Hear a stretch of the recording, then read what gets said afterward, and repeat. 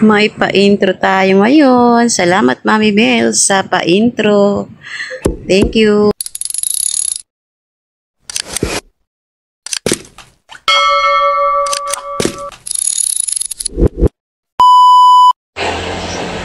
Guys, benta ko na si Billit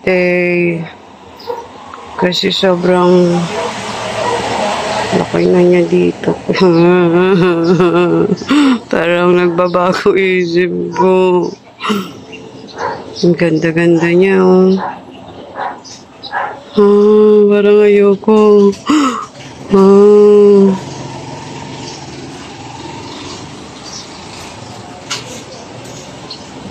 Laki na kasi niya, eh. Wala ba akong mapopro pa sa'yo? Dito. Cut ko kaya rito. May bagong sulat.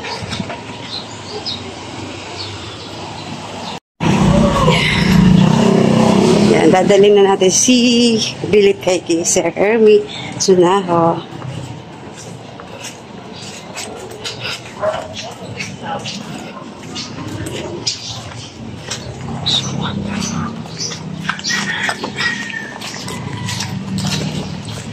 Maputik na naman pala yung ginawa nila.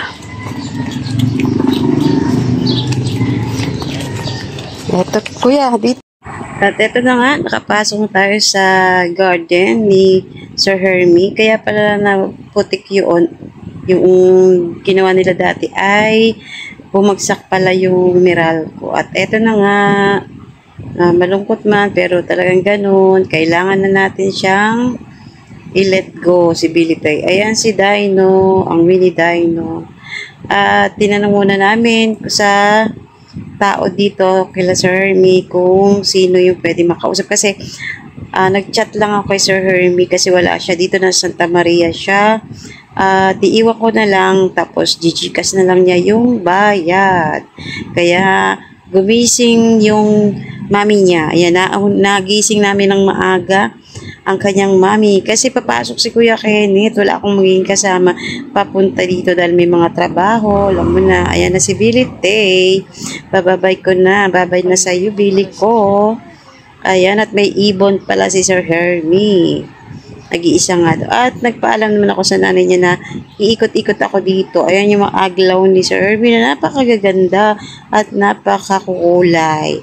Ayan, meron pa siyang aglaw na green. Ayan, ang dami niyang talisay. At meron na silang, ano ba tawag doon? Nakalimutan ko ng tawag. Billiard. Ayan. Tapos, pumasok pa ako dito sa bilihan nila ng succulent kung saan ay nagla-live dito si Sir Hermie. At pinigilan ko lang syempre ang aking sarili dahil nga hindi na tayo pwedeng magdagdag sa ating garden ng halaman. Kailangan pa nga magbawas. At eto nakita ko si Madagascar. Ang ganda-ganda. Maangkit ka sa mga succulent ni Sir Hermie. Ayan, ang dami-dami. Ang ganda-ganda, ang kukulay. Makulay talaga. Sabi ko sa sarili ko, self-control, control. Hindi ka na pwede magdagdag ng halaman. Wala ka ng paglalagyan. Ayan, at may mga may-ari naman na yan, yung iba. At yung iba naman ay parang wala pa. At nagpunta pa tayo sa mga ibang collection ni Sir. Hindi ako nakapunta doon sa sa may jadelet to. Sa may niya, sa may philodendron walk-in, ganon. Tama ba? Hindi ako nakapunta doon kasi inayari na ako sa nanay niya kasi nga ang agang nagising. Mga si Kuya Kenneth sa mga halaman. At nakita natin yung succulent na ginawa ni Sir Hermie para kay Doktora. Yung laging sa kanya. Laging ito, ang ni Doktora. Yung kanya, lagi nagmamind sa kanya. Grabe, ang dami na. At tingnan nyo naman to, napakalaki. Ang dami. Ang ganda, oh. Oh, ha? Pag malaki na yung garden ko, magkakaroon tayo niyan. Malay natin. Ayan. Napakagaganda ng mga succulent. Laki yun. At okay naman na rin ako. Tinanggap ko na iaalis na natin si Billy Tay. Ayan na, tinuturo ko kay Kuya Ken. Tingnan mo. Tingnan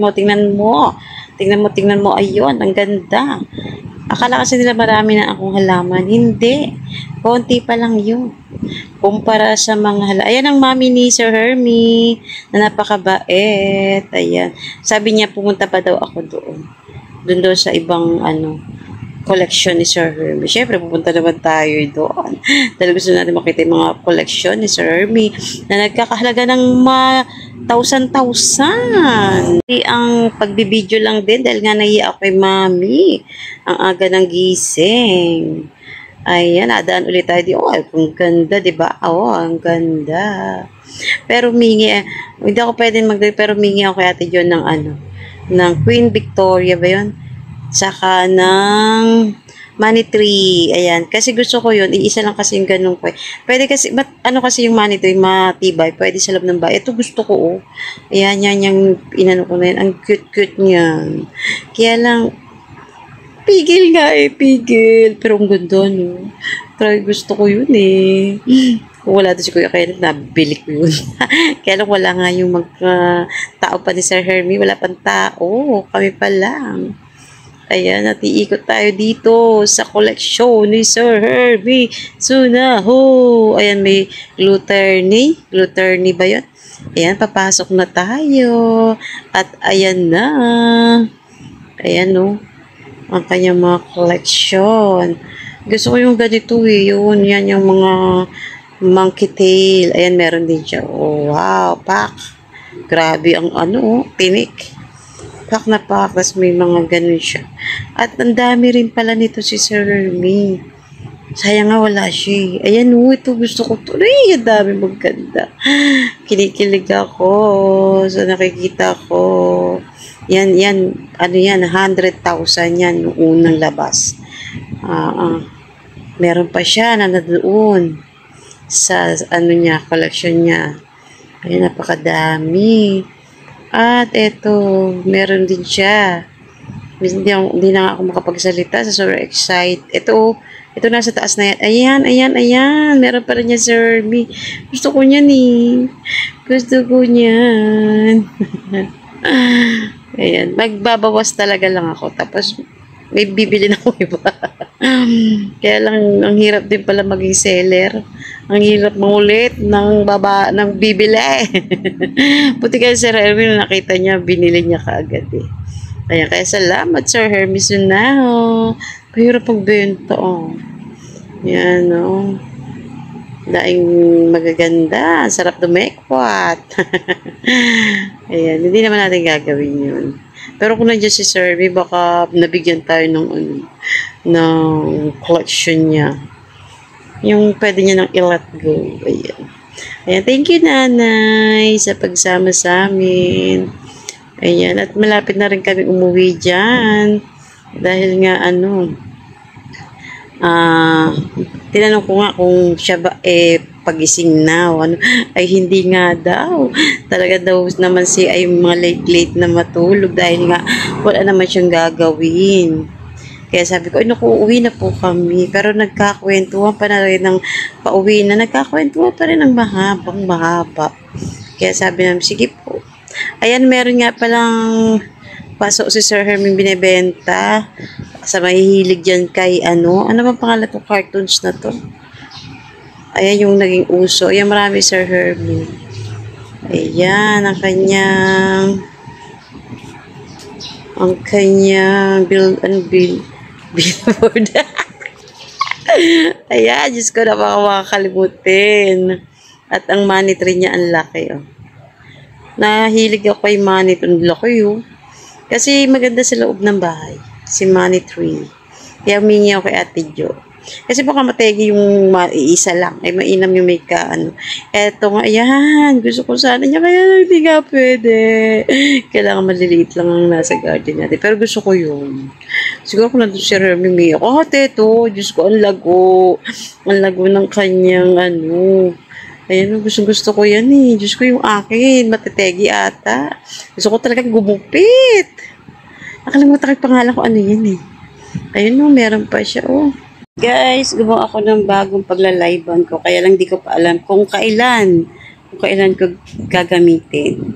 Dahil di pa ako tapos maglinis. Ayan, mag-ayos dito. Di pa tapos. Pasilip lang muna. Ayan, dito tayo ulit. Sa taas na tayo magla-live. Kaya lang di ko alam kung kailan yon. At pasilip lang yan. Thank you everyone sa inyong panonood.